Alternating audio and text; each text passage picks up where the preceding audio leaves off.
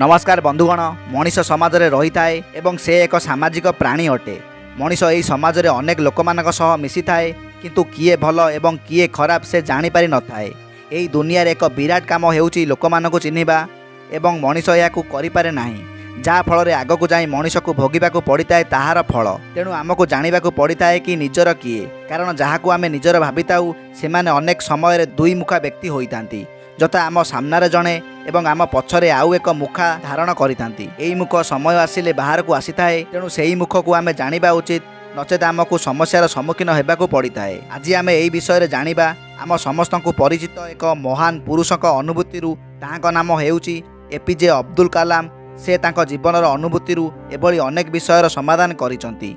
तांको लिखित वार्ता को आज आमे आलोचना करिबा खराब व्यक्तिर 5टी लक्षण संबंधरे। नंबर 1, व्यक्ति सबुबले दुईटी मुखा धरी थांती।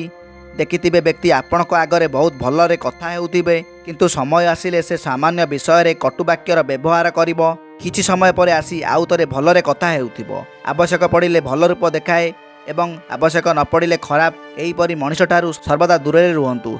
नंबर 2, आउ किछि लोक माने सबुबले परर निंदा करंती। यह करुतिबा समय रे सेमान आपणक दुर्बलता को जानिबाकू इच्छा करंती एवं समय आसिले आपणक दुर्बलता को नहीं खराब समय रे आपणक फायदा उठाई थांती। एही व्यक्तिଙ୍କ ठारू दूरे रहिबा उचित होइताए। नंबर 3, एही व्यक्ति माने आपणक धन नाम देखि आपणक पछरे बोली थांती। निजर स्वार्थ पई अन्यर मिछ प्रशंसा करिथांती। समय आसिले आपणको छाडी अन्य पाखको पळाई जाइथांती। नंबर 4, एमाने भल समय रे आपणक ठारू सब किछि नेइथांती, किंतु आपणको आवश्यक पड़िले सेमाने उभेई जाइथांती। नंबर 5, सेमानक देहरे कोनोसी आंतरिकता नथाए। सेमाने खाली आवश्यक पई रहिथांती। तांकर काम सरिले सेमाने पळेई जिबे। एमानक ठारू जेते संभव दूरे रुहंतु। दर्शक बंधु, एहीपरि नुआ नुआ भिडियो देखिया पई आम चैनल को सब्सक्राइब करंतु। जदि भिडियोटी आपनको पसंद आसी थाए ताले लाइक गोटे निश्चिंत करंतु।